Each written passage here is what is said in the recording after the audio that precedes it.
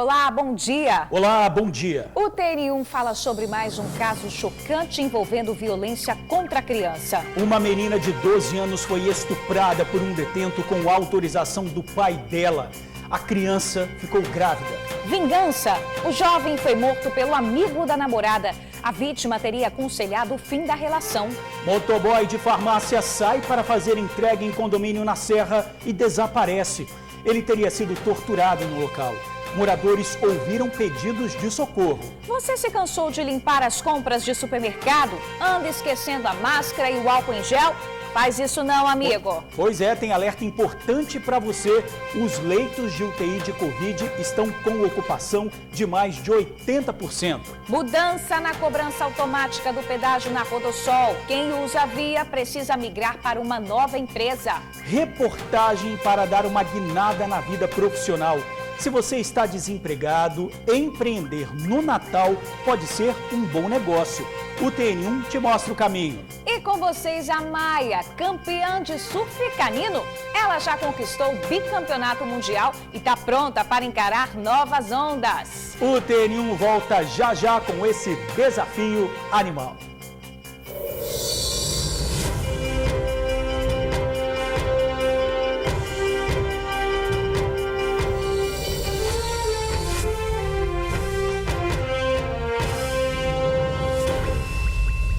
Vamos falar de mudança na cobrança automática do pedágio na Rodovia do Sol.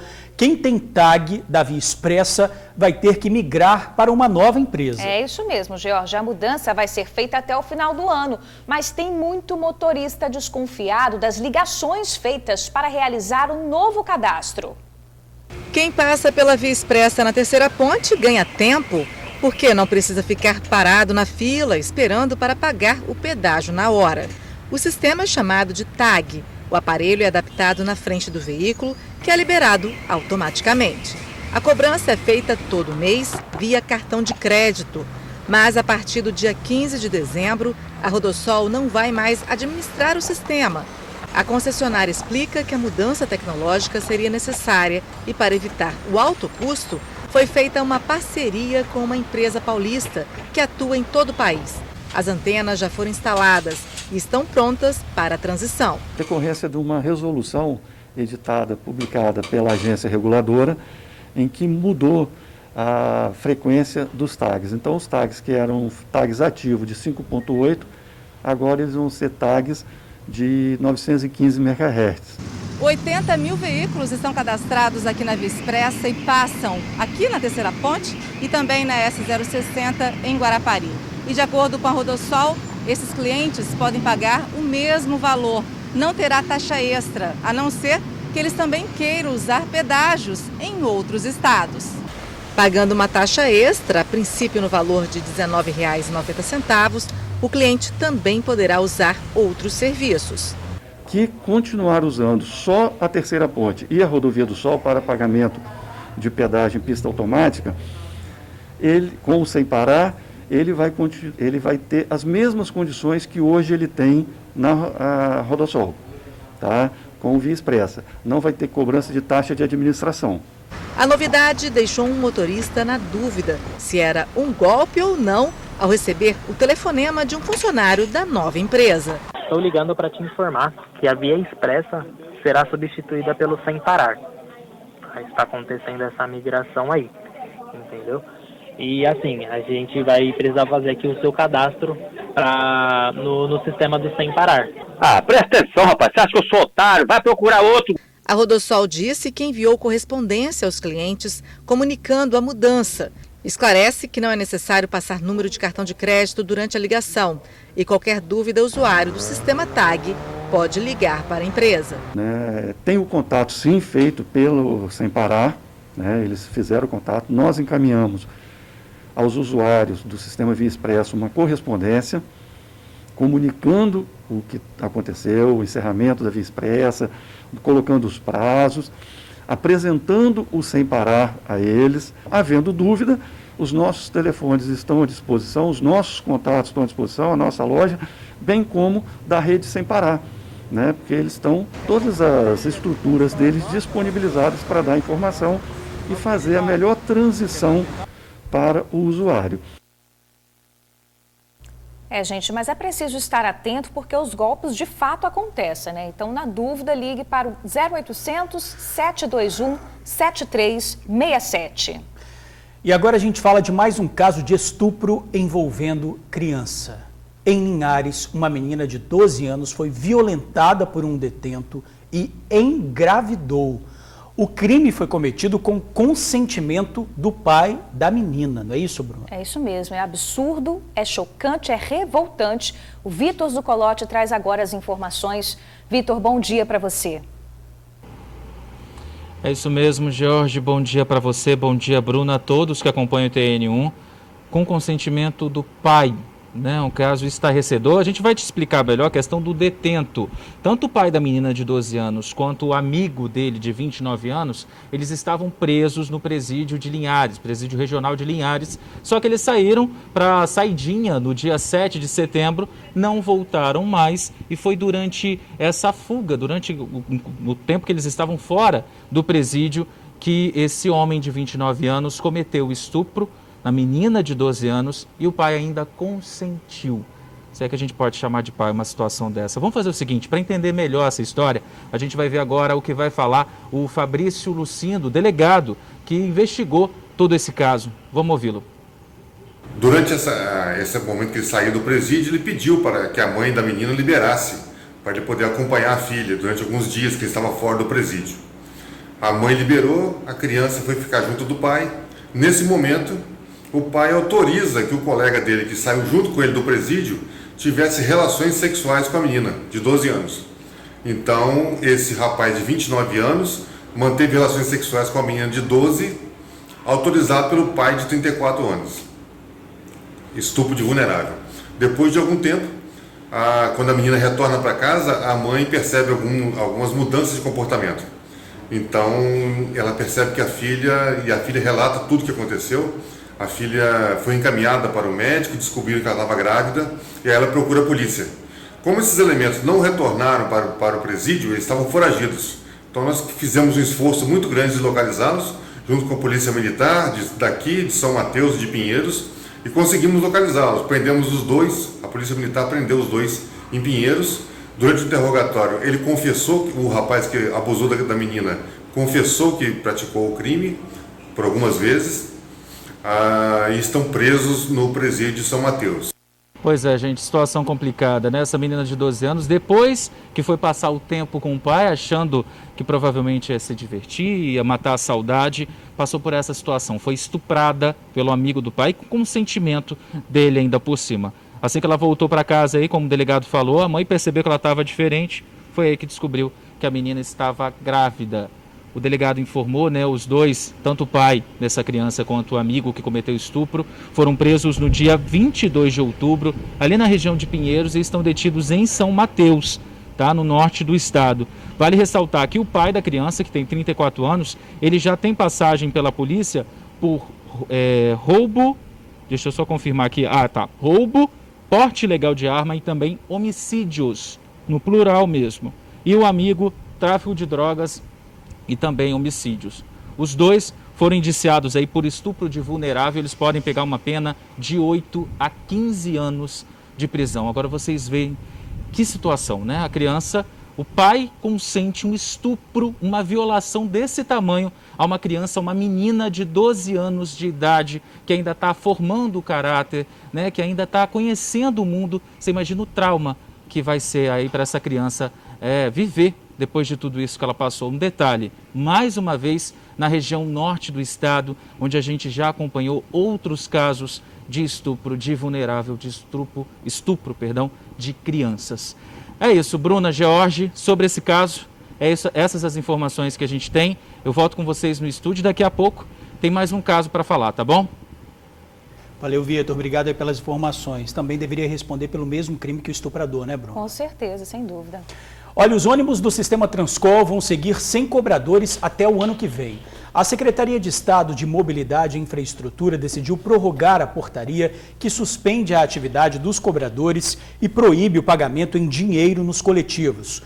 A suspensão dos contratos de trabalho tem a duração de 2 meses, portanto, os trabalhadores não voltam esse ano. O uso do cartão GV é obrigatório dentro dos coletivos desde o dia 17 de maio. A medida foi tomada em função do risco de contaminação pelo coronavírus. A prorrogação da portaria foi publicada no Diário Oficial do Estado desta terça-feira. Pois é, a gente viu aí que os ônibus continuam rodando sem cobradores. A gente agora fala de coronavírus. Segundo a Secretaria de Saúde, nas últimas 24 horas foram registradas 12 mortes e 644 novos casos. No total, são 163.072 casos confirmados. O número de curados é de 150.737. O estado tem 3.938 mortos.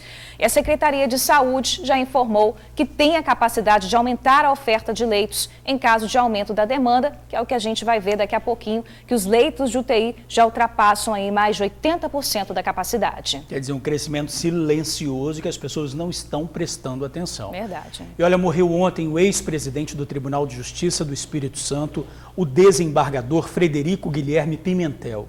O magistrado tinha 78 anos e foi internado em um hospital de Vila Velha após complicações no quadro de saúde por causa da Covid-19. Ele estava curado da doença, mas teve os pulmões comprometidos e acabou não resistindo.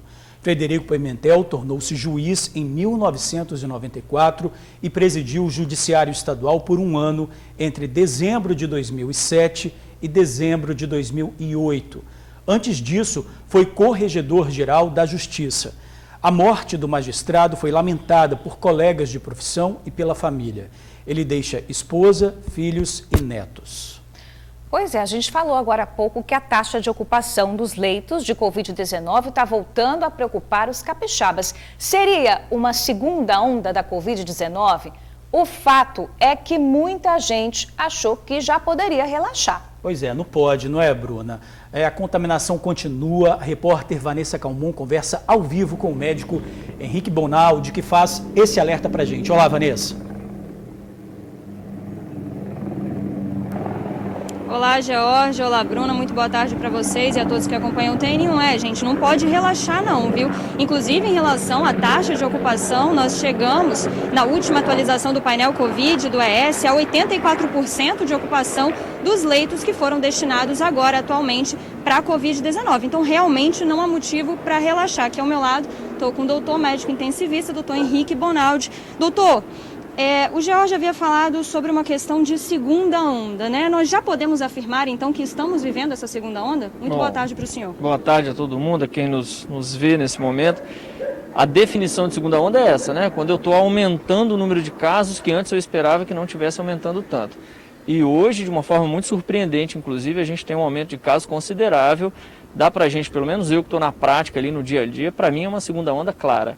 Doutor, o que o senhor está vivendo? Então, fala um pouquinho para a gente. De fato, mais pessoas estão se internando agora nessas últimas semanas? Infelizmente, que eu sempre disse isso, né? O melhor termômetro para nós não é número de casos oficiais, nada disso, é número de internação. E, infelizmente, a gente está vivendo nas últimas 3 semanas um aumento expressivo, progressivo.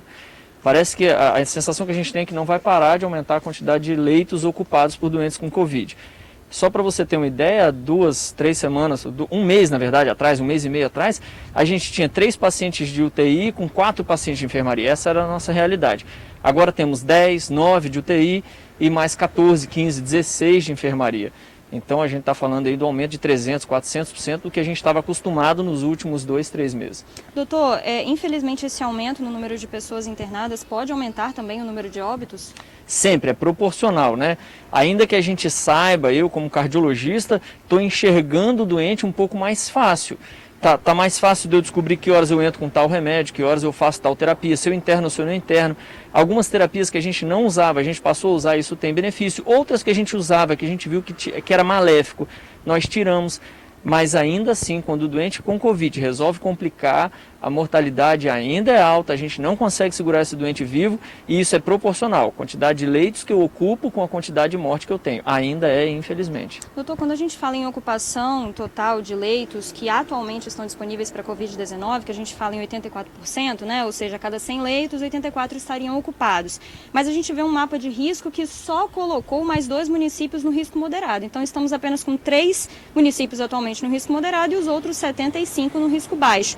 Isso é por conta da margem que ainda tem a Secretaria de Estado de Saúde para ampliação dos leitos, seria por isso? Isso também conta.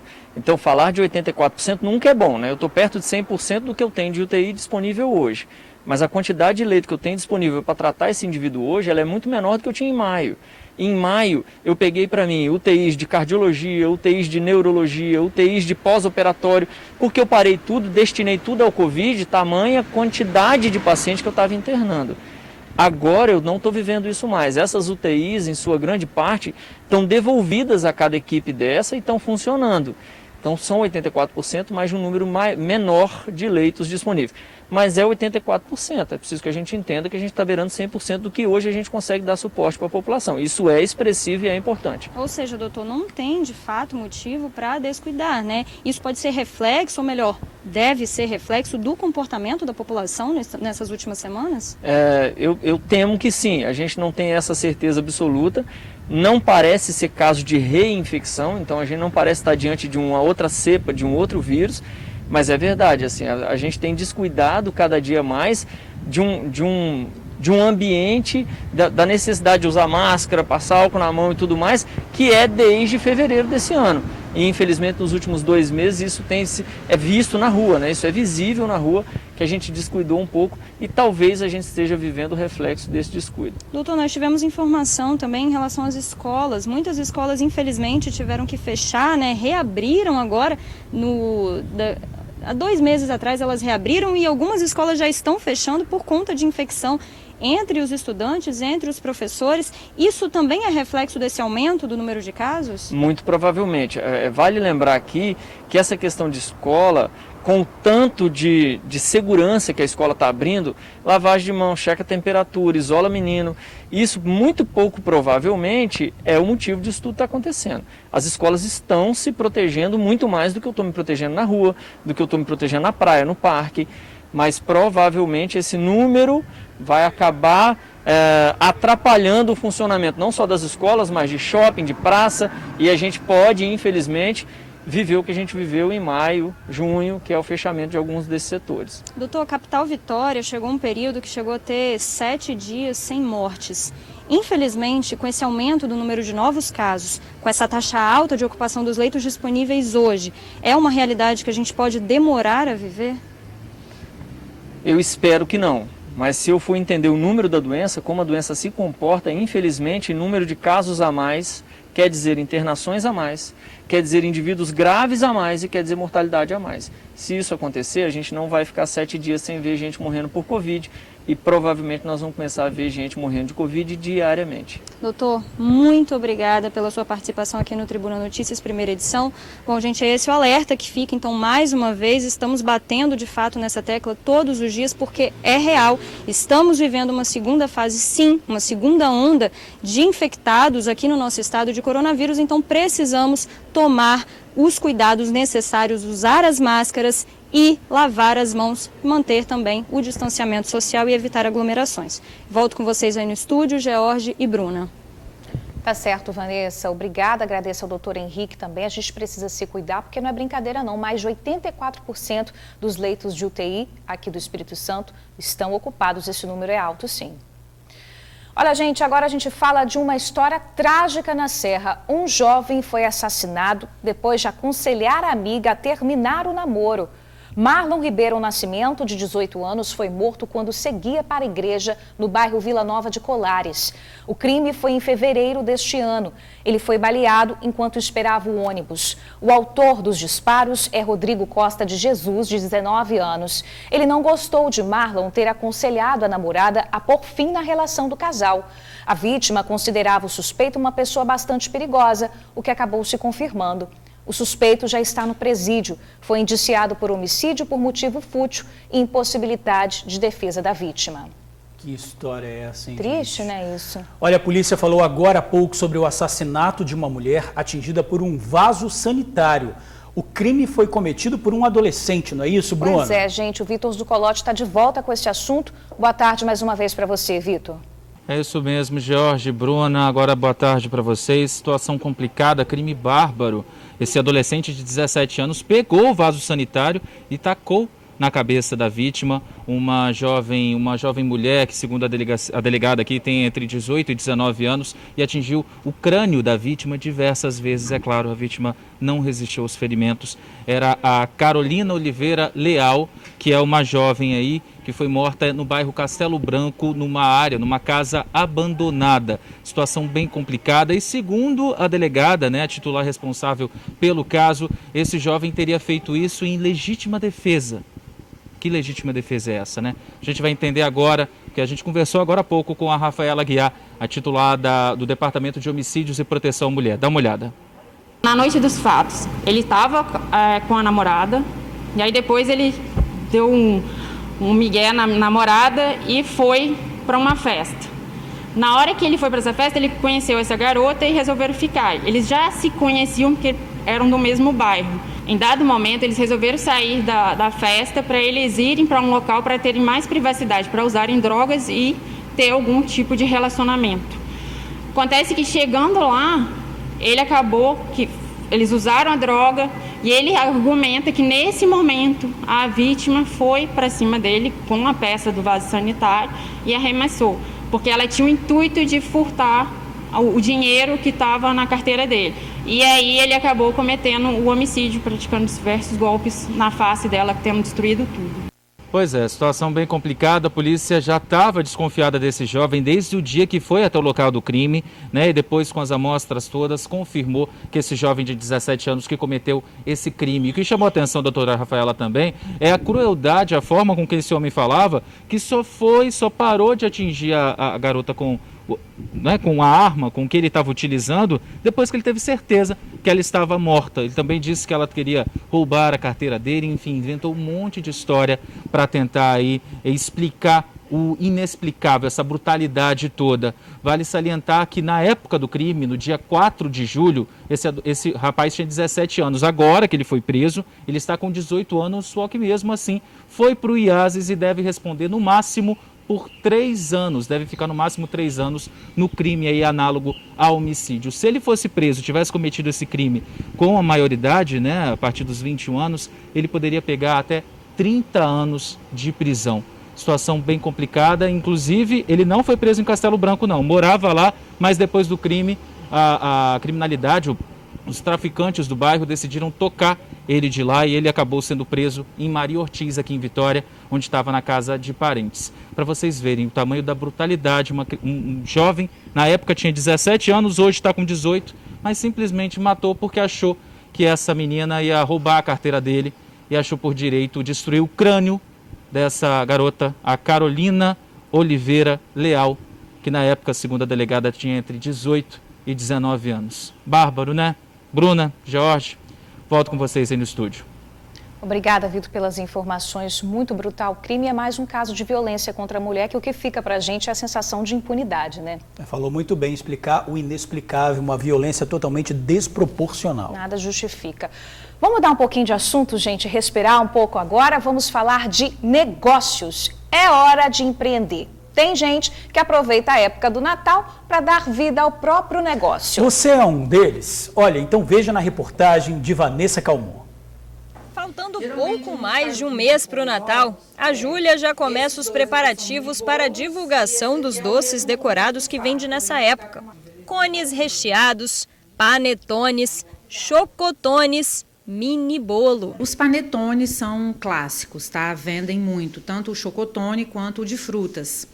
Eu trabalho muito também com os cones, que são as árvores de Natal, porque você pode presentear esses cones, É muito legal, tem a caixinha de presente, então eu vendo bastante.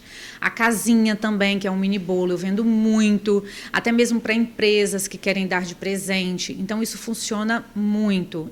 Além de vender os doces, a Júlia também dá curso de confeitaria. E essa época do ano, segundo ela, é um ótimo momento para começar um negócio. As famílias, elas vão se reunir agora no Natal. E nada melhor do que você ter um produto gostoso para oferecer, para os seus familiares. Então, assim, você vai vender, mas você precisa ter um planejamento para que isso seja feito de uma forma lucrativa, que funcione corretamente. De acordo com a Confederação Nacional do Comércio de bens e serviços, o Natal é a principal data comemorativa das vendas. E como esse ano muitas pessoas tiveram um prejuízo e tanto por conta da suspensão das atividades durante a pandemia, esse pode ser um ótimo período para lucrar. De acordo com a CNC, Confederação Nacional do Consumo de Bens, Serviços e Turismo, o varejo brasileiro terá o maior crescimento de vendas dos últimos 6 anos nesse período de Natal. E as nossas dicas são: calcule a demanda do seu estoque, de acordo com o seu histórico de vendas dos últimos anos neste período de Natal. Realize a reposição dos produtos na sua loja. A sua loja precisa estar sempre atrativa e com quantidade de produtos para atender o seu público. Realize promoções para que o seu estoque não fique encalhado e, principalmente, faça um bom marketing de final de ano. A Maria tem um pequeno empreendimento que atua na área de confeitaria e panificação há 4 anos. Nessa época, ela adapta o que vende o ano inteiro para o Natal. É uma forma de investir menos e lucrar mais. Você preparou esse ano, então? Conta pra gente. Então, esse ano eu preparei 3 tipos de panetone, né, recheados, bastante recheados, cada um com 2 recheios, que são no sabores de Kinder, no Nozes e o Twix. Esse é o cardápio de panetones. Todos eles aproximadamente 1 quilo, até mais de 1 quilo, dependendo, por causa do recheio, né? Chega até mais de 1 quilo. E os muffins, né? Que são caixinhas presenteáveis, que vem uma caixinha com 6 muffins decorados tipicamente de Natal, né? São muito bonitinhos, que a pessoa também pode presentear ou usar para a própria decoração da mesa de casa, né? Já percebeu que ainda dá tempo de terminar o ano melhor e começar 2021 com o pé direito, né? A dica é investir na criatividade, definir os produtos, precificar e divulgar. A expectativa é de boas vendas. Ainda mais que agora está um pouquinho mais flexível, né? Então, acredito que dentro do contexto familiar eles vão acabar se reunindo. E aí, né, sempre sobra um espaço para um docinho, um panetone. E aí as vendas vão fluir. Com certeza vão fluir, eu acredito. Estou acreditando muito. Quem não gosta de um docinho de Natal, né? Muito bom. Então vamos fazer propaganda agora para as meninas, né? Quem quiser fazer encomendas para a Júlia, o Instagram é @JuliaCandeias. Já a Maria atende pelo Instagram, @feitoemcasaes.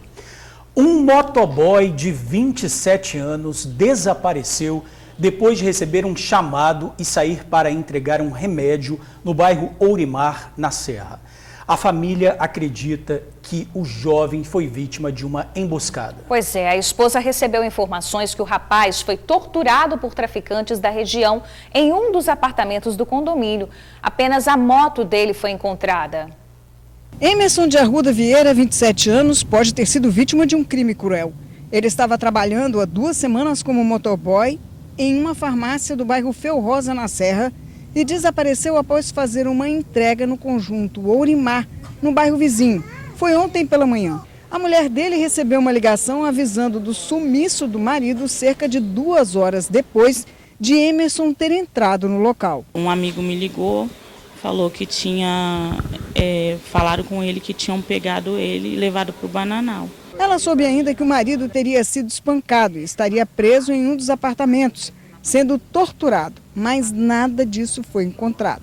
Só a moto da farmácia que foi encontrada dentro do conjunto. Pessoas que moram lá, né, que viram ele sendo espancado dentro do Ourimar, dentro do prédio Rosa, e que eles bateram muito nele e depois colocaram ele dentro do porta-mala de um carro e levaram para esse lugar aí que eles estão falando que enterraram ele. A mulher de Emerson conta que eles estão juntos há 7 anos, têm um filho de 3 e que após o nascimento da criança ele mudou de vida, deixou de vender drogas e foi procurar emprego.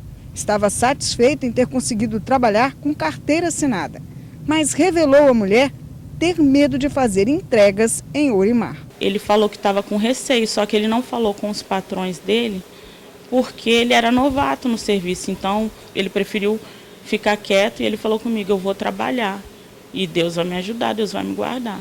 Nós estamos aqui numa rua vicinal, no final do bairro Vila Nova de Colares, e numa rua que faz divisa com o conjunto Ourimar, que fica do outro lado, atrás dessas árvores. Nós conversamos aqui com alguns moradores que não quiseram se identificar, que contaram para a gente que por volta ontem, de 9h30 a 9h40, ouviram muitos gritos, desespero e depois ouviram muitos disparos. Mais de 30. Todos vinham daquela região ali. Eles suspeitam que era a hora da execução do motoboy e que o corpo dele teria sido jogado exatamente ali, ó, naquela mata. Sem aparecer ou gravar entrevista, os moradores contam que ouviram muita gritaria, pedidos de socorro da vítima, enquanto os executores o xingavam.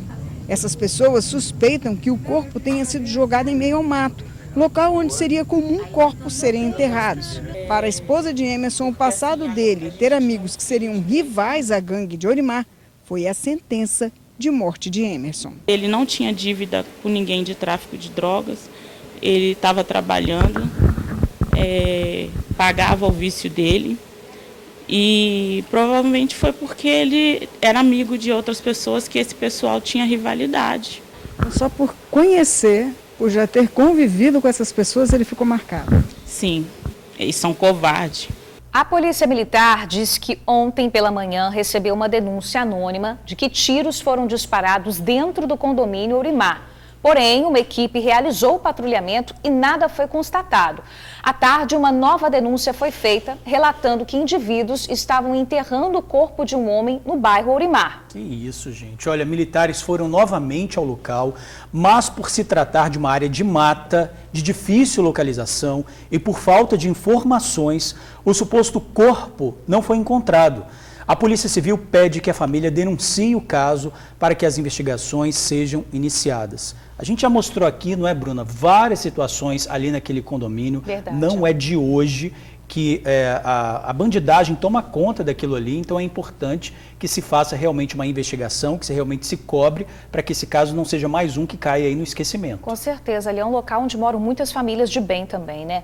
Vamos fazer uma pausa rápida, gente. No próximo bloco você vai ver imagens que mostram um acidente com carreta em avenidas movimentadas. A carga tombou na via. Viana faz testagem em massa da população para ver o contágio pelo coronavírus. E vamos te apresentar a Maia, campeã de surf canino. Olha aí, ela já conquistou o bicampeonato mundial e está pronta para encarar novos desafios. A gente já volta. Veja agora uma imagem impressionante de um acidente em Jardim Limoeiro, na Serra. A carreta entra numa das avenidas mais movimentadas do bairro. Como era tarde de sábado, havia menos movimentação. O motorista perdeu o controle do veículo e a carga tombou. Por pouco, não atinge essa banca de serviço de chaveiro. Quem está dentro se assusta com o que vê. O condutor consegue parar a carreta pouco antes do impacto. Para o dono do local, foi um livramento. Ele acredita que o pior só não aconteceu porque praticamente toda a carroceria rompeu. A carga caiu e o motorista conseguiu controlar a direção para evitar a batida. Imagina o susto, hein? Ver essa carreta aí chegar tão pertinho, um livramento mesmo. Agora eu tô lembrando que eu passei aí para ir à praia e vi essa carreta, realmente foi um acidente impressionante, hein? Ainda bem que ninguém se machucou. E olha, 2 carros pegaram fogo após um grave acidente na BR-262 no Caparaó. Os 2 veículos bateram de frente. O acidente aconteceu perto do trevo de Iuna. Ao todo, 3 pessoas ficaram feridas, mas as vítimas foram resgatadas por populares antes dos veículos pegarem fogo. Todos foram socorridos e levados para hospitais da região. Os bombeiros foram acionados para controlar as chamas. Os veículos já foram retirados da pista. Imagens também impressionantes. Impressionante. Ainda bem que ninguém se machucou nesse acidente também. O combate à Covid-19 começou hoje enviando uma testagem em massa da população. São mais de 12 mil testes rápidos. Pois é, serão testados moradores com idade entre 20 e 50 anos e o formato é em drive-thru, tudo para evitar aglomeração. O munícipe que chega de carro logo é atendido por um profissional da saúde da prefeitura. Apresenta os documentos necessários, responde a um questionário e segue para a testagem rápida. O Clóvis chegou cedo, antes das 9 da manhã já estava aqui, pronto para fazer o teste. Ele teve sintomas recentemente, mas não havia feito o exame. Eu já tive sintomas, né? E não fiz exame na época. Então agora você veio para confirmar? Vim para confirmar. Wesley também aproveitou o primeiro dia da testagem e já veio fazer o exame. É muito importante para que a população possa se prevenir, né? E possa pensar melhor, porque está todo mundo pensando que a pandemia passou e não passou. A A testagem em massa, no formato drive-thru, começou hoje em 3 pontos do município de Viana. Em Marcílio de Noronha, a estrutura foi montada na pracinha principal do bairro.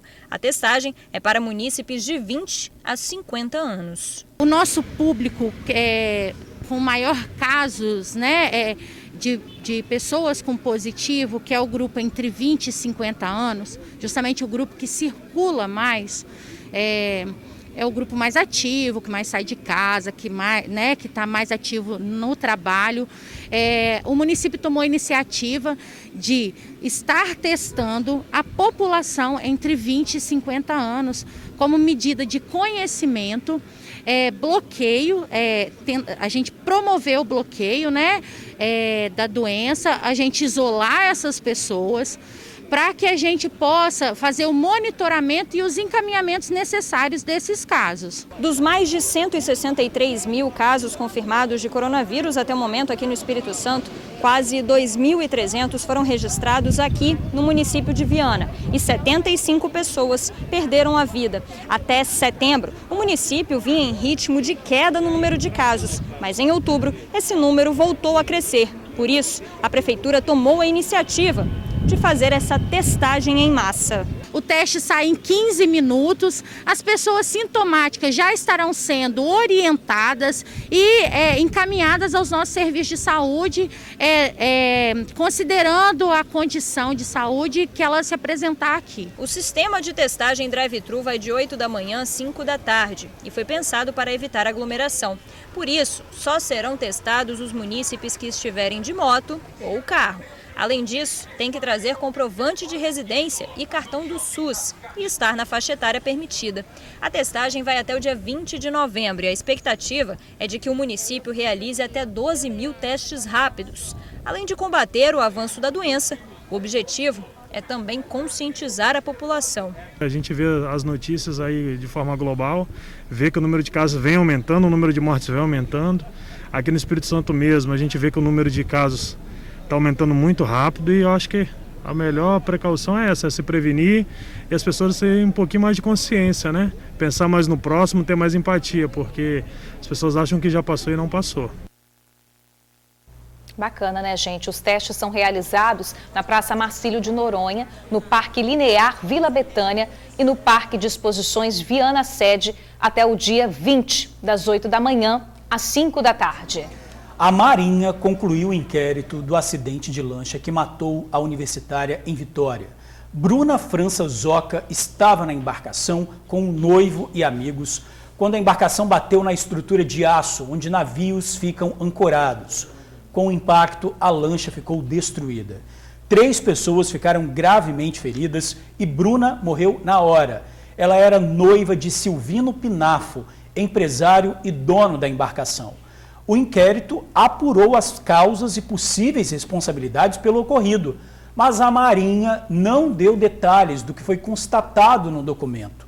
A defesa do dono da lancha disse que colaborou com a apuração dos fatos e aguarda o posicionamento do Tribunal Marítimo para analisar a divulgação do resultado. Agora, o que a gente queria é que realmente tudo fosse divulgado, né, Bruna? Porque foi um caso de grande repercussão. Exatamente, a gente fez toda a cobertura e aí fica a falta de resposta para a população, né? A gente quer que tudo seja esclarecido, né? É o que realmente aconteceu para causar a morte aí da universitária. Com certeza.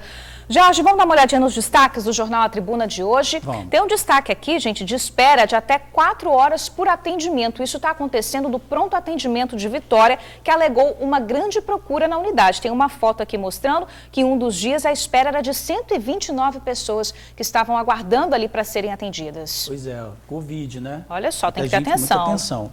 Vacina negociada com o Estado é 90% eficaz. Outro destaque aqui do Jornal A Tribuna, farmacêutica Pfizer anunciou que a eficácia do imunizante foi comprovada com base em dados da 3ª e última fase do estudo, mas ainda não saiu a vacina. Então, a gente segue esperando, né?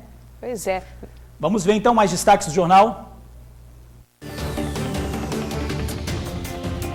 Terça-feira, 10 de novembro. Vacina negociada com o Estado evita Covid em mais de 90% dos casos.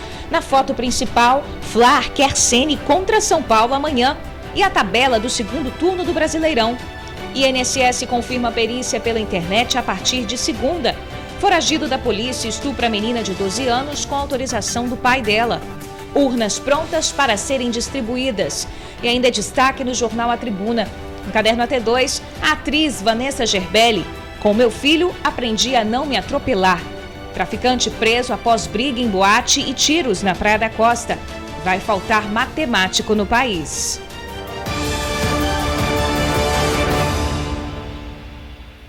O empresário acusado de matar a jovem Gabriela Sherman deve ir à júri popular hoje. O caso tramita na Justiça há 24 anos. O julgamento do réu Luiz Cláudio Ferreira Sardenberg foi adiado por 9 vezes. A última vez foi em 28 de abril, por conta da pandemia do coronavírus. A audiência estava prevista para acontecer hoje pela manhã no Fórum Criminal de Vitória, na Cidade Alta. Gabriela morreu após cair do 12º andar de um hotel na Mata da Praia no ano de 1996. O ex-namorado de Gabriela, Luiz Cláudio, é acusado de homicídio no caso, mas a defesa alega que a jovem teria cometido suicídio.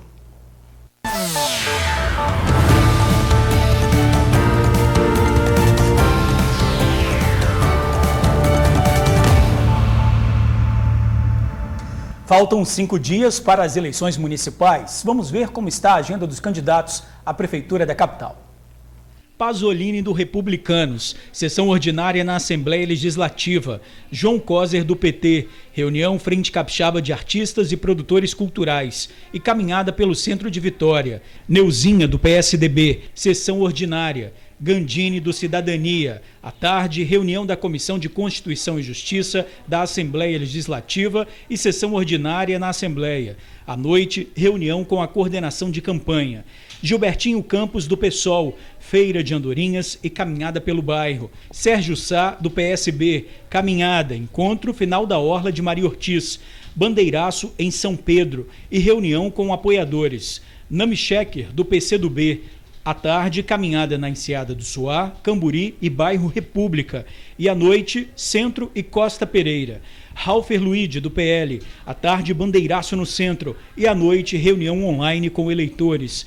Rafael Furtado, do PSTU. Reunião com apoiadores e elaboração de material final da campanha. Coronel Newton do Novo, à tarde, tem gravação de vídeo nas redes sociais. Capitão Assunção do Patriota, Mazinho do PSD e Heron Domingos do PRTB não encaminharam a agenda.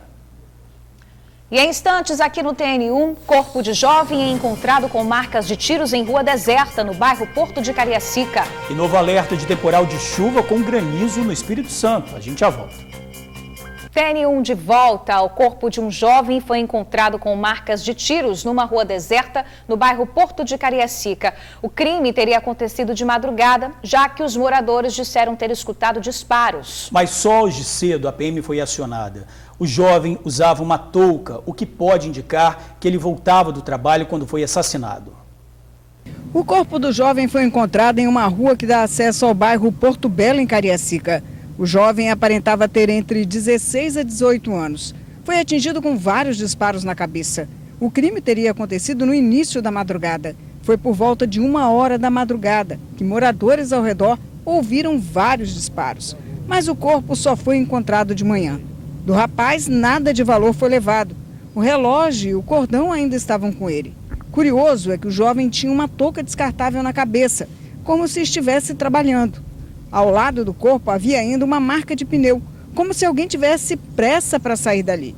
No local, as pessoas que foram ver o corpo não reconheceram a vítima. Entre as tatuagens que ele tinha, o nome Kelly era uma delas.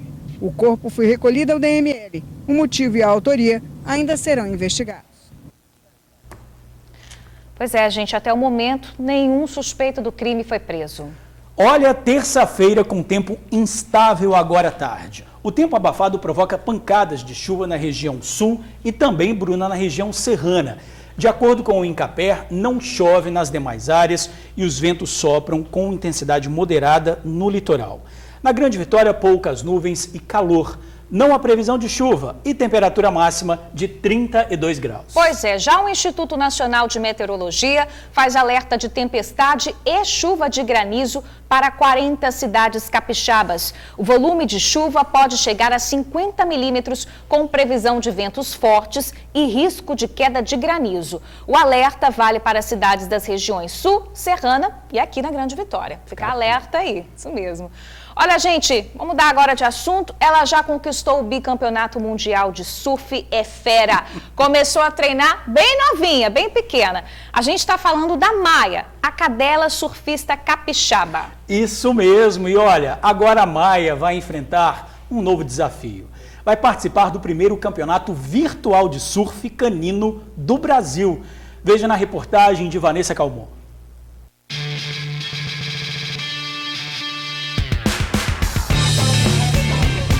Para quem achou que surf era esporte só para humanos, ainda não conheceu a Maia, essa cachorrinha surfando aí no vídeo com o dono. Nesse outro vídeo, a Maia até surfa sozinha, cheia de habilidade.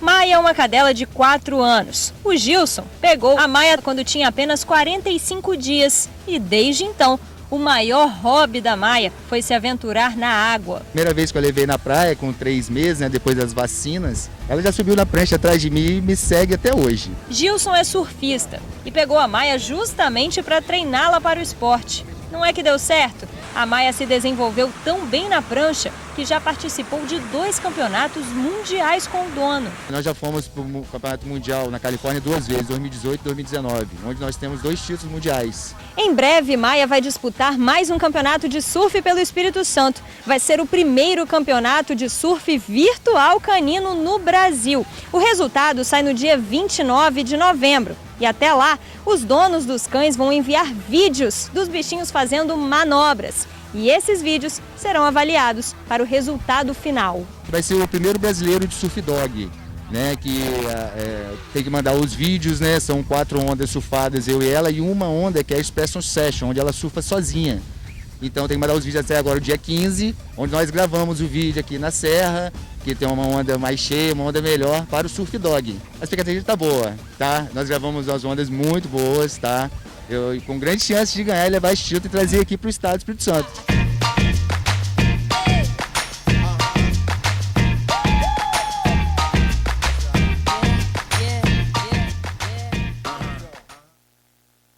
Será que eles não ficam com medo, não, de surfar? Pois é, ele falou que pegou a Maia aos 45 dias, né? E o objetivo foi esse. Desde pequenininha, ela é treinada, Legal. Vai lá na prancha, não é? Pega a onda, para realmente ser uma atleta canina surfista. Exatamente. Esse foi o objetivo. E a gente vê que ela fica amarradona em cima da prancha. Vão Sozinha. ficar na torcida, né? Sozinha. E você vê, né, que até a pandemia aí não fez estragar aí o campeonato canino de surf, que vai usar aí a internet para todo mundo participar. Legal, Bom né? demais. Vamos ficar na torcida para Maia, gente. Agora, 12h35, tá na hora de encerrar o jornal. Beijo para você, estamos te esperando amanhã. Valeu, gente. Obrigado por assistir ao jornal, pela companhia de sempre. A gente espera amanhã, tá bom? 20 para meio-dia. Até lá. Tchau.